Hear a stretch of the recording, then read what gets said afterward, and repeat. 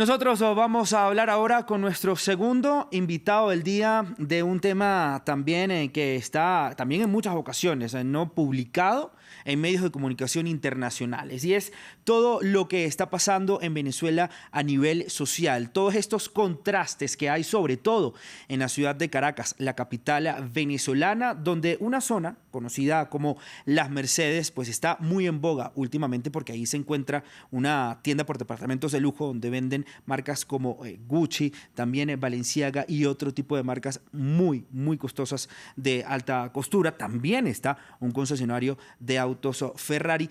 Todo esto también tiene que ver con una dolarización de facto del país desde hace ya pues varios meses atrás, a lo mejor más de un año evidentemente, y también la inyección de capital por parte pues de personas que necesitan gastar el dinero en Venezuela. Todo esto también contrastado en un país, por supuesto, no hay que negarlo, no hay que ponerlo a un lado, con una crisis profunda. Personas que no tienen para poder comer, para poder pagar la canasta básica. Incluso hay ahorita en este momento también, desde hace unos días, protestas para pues pedir aumento en los sectores públicos. Saludamos entonces a nuestro segundo invitado del día, Edison Arciniega, sociólogo, docente e investigador, presente del Centro de Estudios Agroalimentarios de Venezuela. Gracias, Edison, por estar con nosotros en Directo América de France 24.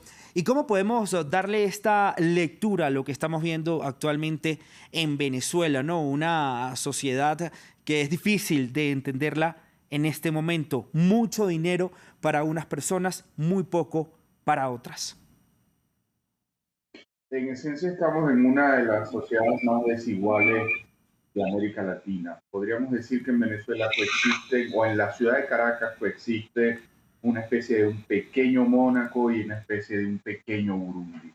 Apenas a 15 kilómetros de Las Mercedes podrías tú tener o tienes comunidades en Filas de Mariche en las que la población no es capaz de consumir más de 1.500 calorías por día, mientras en Las Mercedes tienen la más absoluta ostentación. Pero si vamos a los grandes indicadores de Venezuela, nos vamos a dar cuenta que el PIB per cápita del país es de apenas $2.050. Y también nos vamos a dar cuenta que el PIB general de Venezuela no llega a los 50.000 millones de dólares. Al final lo que está sucediendo en Las Mercedes es una gran ficción, es una burbuja que no es correlativa al conjunto del funcionamiento económico en Venezuela y que responde a la ostentación, en mi opinión, algo grosera de parte de algunos sectores económicos, que ante la imposibilidad de continuar haciendo uso de sus recursos fuera del país, producto de los esquemas de sanciones que padecen ellos, pues se han visto obligados a introducir esos recursos en la economía nacional y buscar esquemas para legitimarlos. Claro, hay también, Edison, una dolarización de facto en Venezuela que también pues está haciendo todo esto posible, pero obviamente uno viendo todo esto desde afuera, hasta dónde es sostenible esto en el tiempo, ¿no? Evidentemente no es una moneda de curso legal en el país, es decir, el gobierno de Nicolás Maduro no compra dólares a Estados Unidos, entonces ¿hasta cuándo esto va a ser sostenible? Para después hablar un poco más de la parte social. Mira, el gran tema con la dolarización es que se ha dolarizado toda la economía privada, pero no se ha dolarizado la economía pública o la particularidad económica correspondiente al Estado. Los empleados públicos venezolanos en promedio están ganando en torno a $17 y las cuentas públicas apuntan a que el Estado no tiene capacidad de pagar más allá de $40 en promedio por trabajador, lo cual frente a una canasta básica que promedia los $480, pues entonces nos habla que el Estado solo es capaz de pagar una novena parte de lo que, de lo que correspondería pagar.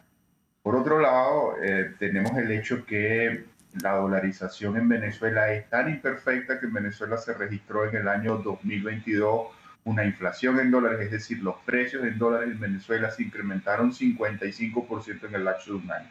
Nosotros no solo tenemos una altísima inflación en bolívares, que tiene un alto componente inercial, sino que también tenemos una altísima inflación en dólares y es muy probable que en el mes de febrero, de repetirse los datos que se registraron en el mes de diciembre, en este mes que va en curso, pues Venezuela regrese al fenómeno hiperinflacionario.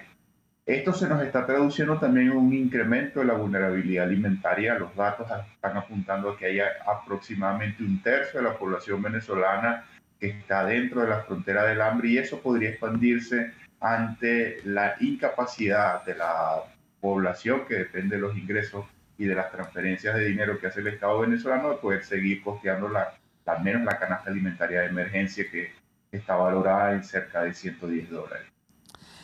Vamos a hablar ahora, Edison, de la parte social que me llama muchísimo la atención de lo que está ocurriendo en este momento en Venezuela, sobre todo, digamos, poniendo, por ejemplo, esta zona de la Mercedes, pero pues evidentemente en menor escala también las Mercedes hay en varios lugares del país, en varias ciudades del país, ¿no? ¿Cómo esto juega en las sociedades que ahorita están creciendo en Venezuela?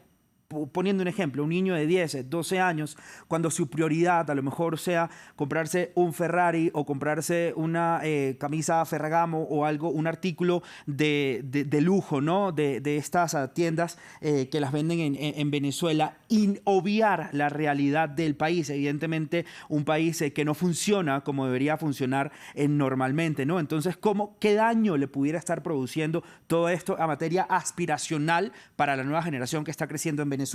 También no sé si genera algún tipo de insensibilidad por lo que le está ocurriendo también a la mayoría de la población venezolana. Habría que decir que si en Venezuela, los estudios de inteligencia de mercado hablan que en Venezuela hay unos 16 millones de consumidores nominales. De esos 16 millones de consumidores nominales, el target o el bloque que está asociado a fenómenos o a la oferta de ventas que puede generar una zona como las Mercedes, son aproximadamente 1,5 millones. Es decir, ese modelo económico de alta ostentación lo corresponde a ese segmento de la población. Ese segmento de la población pues es bastante chico, pueden aspirar a llevar una vida bastante holgada en el país, pero tenemos el resto de los consumidores efectivos y el resto de la población también, inclusive los consumidores inefectivos. Entonces tenemos un país roto, tenemos por un lado unas personas que pueden aspirar a gastarse en comprarse un Mercedes-Benz o hasta ir a un restaurante que está guindado en una grúa, en donde nada más por montarte te cobran $180 y luego tendrías que pagar la cuenta de la comida. Al final tendrías un costo por persona cercano a los $320 en el llamado restaurante aéreo. Pero y por otro lado tienes personas que están subviviendo con $25 al mes.